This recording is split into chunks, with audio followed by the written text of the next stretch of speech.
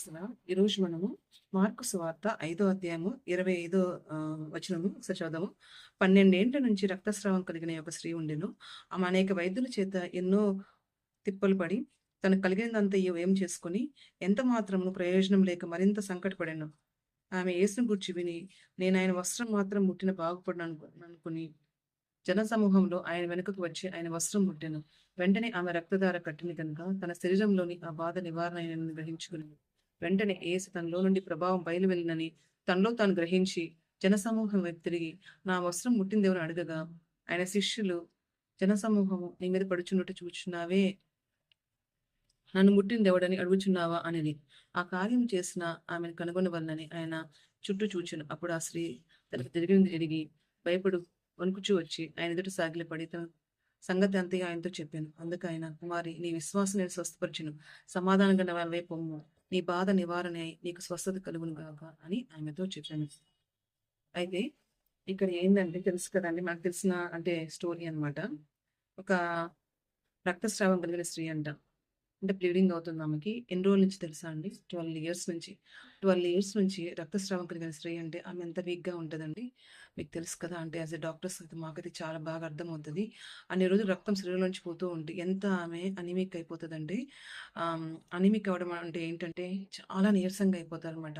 వాళ్ళ daily works కూడా వాళ్ళు చేసుకోలేరు. చాలా ఆయాసపడుతుంటారు. సో, హ్మ్. అంటే చాలా అంటే వాళ్ళ అంటే డే టు డే లైఫ్ కూడా వాళ్ళకి చాలా దుర్భరంగా ఉంటది. అంటే చాలా టఫ్‌గా ఉంటదనమాట వాళ్ళు హ్యాండిల్ చేసుకోవడం. అలాంటి పరిస్థితిలో ఆమె ఉంది. ఒక రోజు కాదు, 2 రోజులు కాదు, 12 సంవత్సరాల నుంచి రక్తం పోయిన స్త్రీ. ఎంత భయంకరంగా ఉందో కదా ఆమె పరిస్థితి. అయితే అందరు డాక్టర్ దగ్గరికెళ్ళిందంట. ఆమెకైతే ఏ ప్రయోజనము లేదంట. విసిగిపోయిందంట ఆమె. తర్వాత ఎవరో ఆమెకి యేసుప్రభు గురించి చెప్పారనమాట. యేసుప్రభు గురించి చెప్పంగానే ఆమె, మీకు చెప్పాను కదండీ! 12 సంవత్సరాలు రక్తస్రావం కలిగిన స్త్రీ అంటే అంత బ్లడ్ లాస్ ఉంటే ఆమె పేషెంట్ లాగా ఎలా ఉండుంటదో యాస్ ఎ డాక్టర్ నాకు అర్థమవుతుంది. మీకు అర్థం కాదు కదా! ఆమె చెప్పాను కదా! కొంచెం దూరం కూడా నడవడానికి ఆమెకి చాలా బలహీనంగా అనిపిస్తది. చాలా ఆయాసంగా అనిపిస్తది. అంటే నేను అంటే నా చేత కావట్లేదు. అంటే నేను ఈ పనులు చేయలేకపోతున్నాను అన్న ఫీలింగ్‌లో ఉంటదనమాట. ఆమె ఆ యేసుప్రభు ఆ దారిలో వస్తున్నాడని విని ఆ మార్గంలోకి ఆమె వచ్చింది. నిజంగా చెప్పాలంటే ఒక ఆడామె అన్ని రోజులు రక్తస్రావం అయ్యి, అంత బలహీనతలో ఉన్న ఆమె, అంతమంది అక్కడ ఏమని రాసారు వాక్యంలో, జన సమూహం ఆయన మీద పడుతున్నారంట. అంటే హ్మ్, ఎంతమంది జనాలు ఆయన చుట్టూ ఉన్నారు.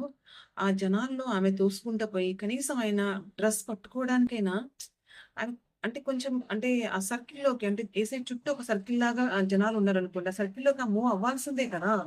సో, అంత దూరం ఆమె పోవడం అంటే ఈజ్ ఇట్ పాసిబుల్ అని అసలు ఆ బలహీనరాలు ఎట్లా అనుకునిందో నాకు తెలీదు కానీ, నిజంగా మళ్ళా ఆలోచించుకుండొచ్చు. అరే! అంతమంది జనాలు ఆయన చుట్టూ ఉంటారు కదా! నేను ఆడ మనిషిని, అదే బలహీనురాలిని. నేనెళ్లి ఆయన వస్త్రాన్ని పట్టుకోవడానికైనా పాసిబుల్ ఉందా? కుదరదేమోలే, ఆగిపోదాం అనుకుందా? అలా అనుకోలేదు. ఒక్కసారి ఆయన వస్త్రమన్నా పట్టుకుందాము. నేను ఈ బాధ భరించలేకపోతున్నాను. నాకు స్వస్థత వస్తదని ఆమె ఆశపడి బయలుదేరింది. బయలుదేరిన తర్వాత నిజంగా నేనేమనుకుంటా అంటే, మనం 'పొట్టి చెక్కే' స్టోరీ విన్నాం కదా! ఆయన మగ మనిషి, కానీ పొట్టోడంతే. యేసయ్యని చూడలేకపోయాడు. అంటే ఆ జనాలను తోసుకొనెళ్ళి ఆయన చూడలేకపోయాడు. అంతే కదా! ఒక మగ మనిషి హెల్తీ పర్సనే ఆ జనాలను తోసుకొనెళ్ళి యేసయ్యని చూడలేకపోతే, ఒక ఆడ మనిషి బలహీనురాలు, రోగంలో ఉన్న ఆమె సిక్ వుమెన్ ఆమె ఎళ్లి యేసయ్యని అంతమంది జనాలని అంటే తోసుకుంటూ పోగలిగితేనే కదండీ! అట్‌లీస్ట్ ఆయన బట్టన దొరుకుతది. ఆ చెంగు పట్టుకోవాలనుకున్న ఆమె ఆమె తోసుకుంటూ పోవాలి. అంత స్ట్రెంత్ ఆమెలో ఉందా అండి నిజంగా? లేదు. కానీ ఆమె ఆశపడిందనమాట. యేసయ్య దగ్గరికెళ్తే నాకు స్వస్థత వస్తదని ఆశపడి, ఆ స్ట్రెంత్ కూడా దేవుడే ఇచ్చాడనుకుంటా నేనైతే. సో, అంతమంది జనాలు మగ మనుషులు దాటుకొనెళ్ళి, ఆమె తోసుకుంటూ ఆ తొక్కిసలాటలో చచ్చిపోకుండా, ఆమె తోసుకుంటూ ఎట్టెళ్ళిందో మరి తెలీదు గానీ, మొత్తానికి ఆయన వస్త్రం అయితే పట్టేసుకుందండి. ఆమె అలా ఆశించింది. అట్‌లీస్ట్ ఆయన బట్ట పట్టుకుంటే చాలనుకుంది. దేవుడు అవకాశం ఇచ్చాడు. ఆ స్ట్రెంత్ కూడా దేవుడే ఇచ్చాడు. సో, ఆ బట్ట పట్టుకుందండి. స్వస్థతొచ్చేసింది. వెంటనే యేసయ్యకి అర్థమైపోయింది. అంటే ఆమె విశ్వాసము, ఆమె తీసుకున్న ఆ నిర్ణయము యేసయ్య హానర్ చేశారనమాట. సో, నన్ను ముట్టిందెవరు అంటే, ఈ శిష్యుడు ఏమడిగాడు, "ఇంతమంది నీ మీద పడుతుంటే నన్ను ముట్టిందెవరు అంటారేంది యేసయ్య" అని. అప్పుడు యేసయ్య ఏం చెప్పాడు అంటే, అంటే ఆమె ఎవరో అంటే ఆమె విశ్వాసం ఏంటో, ఆమె తీసుకున్న డెసిషన్ వల్ల ఆమె ఎంత లాభం పొందిందో అందరికి అర్థం కావాలి. ఆమె సాక్ష్యం అందరు వినాలని యేసయ్య ఆ మాట చెప్పాడనమాట. తర్వాత ఆమె ఒప్పుకుంది. నేనేనయ్యా అని చెప్పింది. తర్వాత ఆమెకెట్లా విడుదలొచ్చిందో కూడా చెప్పింది. చాలా సార్లు మనము యేసయ్య కోసం కొన్ని నిర్ణయాలు ఈ నిర్ణయం చేస్తే నాకు బ్లెస్సింగ్‌గా ఉంటదని మనం అనుకుంటాము.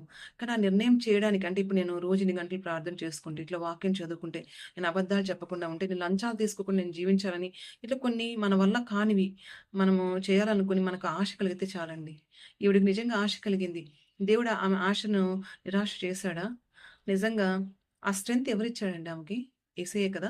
మనం తీసుకునే నిర్ణయాల్లో రోజు ఒక గంట ప్రార్థన చేసుకోవాలనిపిస్తుందని నా వల్ల కావట్లేదు.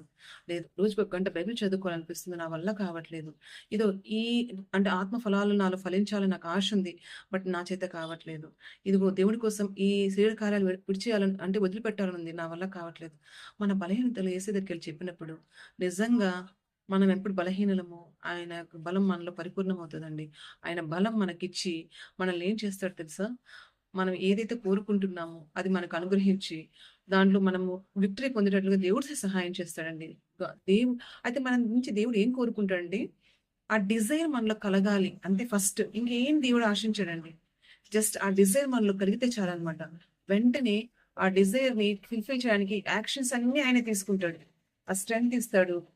అంటే ఆ సెల్ఫ్ కంట్రోల్ ఇస్తాడు. ఆ వేలోకి మనం వెళ్ళడానికి హెల్ప్ చేస్తాడు. ప్రతి బలహీనత నుంచి మనం ఓవర్‌కమ్ కావడానికి ఆయనే స్ట్రెంగ్త్ అనుగ్రహిస్తాడు. జస్ట్ ఆశపడదామా? యేసయ్యా! సహాయం చేయండయ్యా! చేత కావట్లేదయ్యా! అని అడిగి మీరు ఆ విషయంలో విక్టరీ పొందకపోతే నన్నడగండి. నేనైతే ఎన్నో సార్లు నా బలహీనతల్లో కొన్ని కొన్ని సార్లు ప్రేయర్ చేసుకోవాలని గూడా అంటే అలిసిపోయి నా వల్ల కాదనమాట. అప్పుడు నేను ఎవరికి చెప్తాను తెలుసా? యేసయ్యకే చెప్తాను. యేసయ్యా! నా చేత కావట్లేదయ్యా! నాకు చాలా వీక్‌గా అనిపిస్తుంది. ఇప్పుడు నాకు ప్రేయర్ చేసుకోవాలనిపిస్తుంది. కానీ నాకైతే చాలా వీక్‌గా ఉంది. నాకు ప్రేయర్ చేసుకోవాలి స్ట్రెంత్ అనుగ్రహించు అన్నప్పుడు నిజంగా ఇప్పటి నుంచో ఒక శక్తి నాకొచ్చి నేను రోజు కంటే ఎక్కువ ప్రేయర్ చేసుకుంటాను. అది నేను ప్రేయర్ విషయంలో చెప్పట్లేదండి. నా డే టు డే యాక్టివిటీస్‌లో ఎన్నో సార్లు దేవుడి మీద నేను ఆధారపడతాను. నా బలహీనతలు యేసయ్యకి చెప్పుకుంటా. యేసయ్య నాకు ఇది చేత కావట్లేదయ్యా! అయ్యా ఇలా ఉండడం నాకు చేత కావట్లేదు. అన్నిటి మీద మీకు విక్టరీ వచ్చిందా అంటే నేను అడ్రెస్ చేసిన ఆల్మోస్ట్ అన్నిటి మీద విక్టరీ వచ్చింది. కొన్ని ఉంటాయండి. అసలు దేవుడి దగ్గరికి తీసుకెళ్ళి అడ్రెస్ కూడా చేయం మనం. అంటే నాకు ఈ ప్రాబ్లమ్ ఉంది. నన్ను బయటకేమైనా అడగము. అవి మనలో అలాగే దాక్కొనుంటాయి. ఆ బలహీనతలు, ఆ పాపాలు మనం అది లొకేట్ చేసి యేసయ్య దగ్గరికెళ్ళి ఒప్పుకున్నప్పుడు ఖచ్చితంగా అందరం విడుదల పొందుతాము. యేసయ్య దగ్గర నుంచి విడుదల పొందుకుందామా? Praise the lord.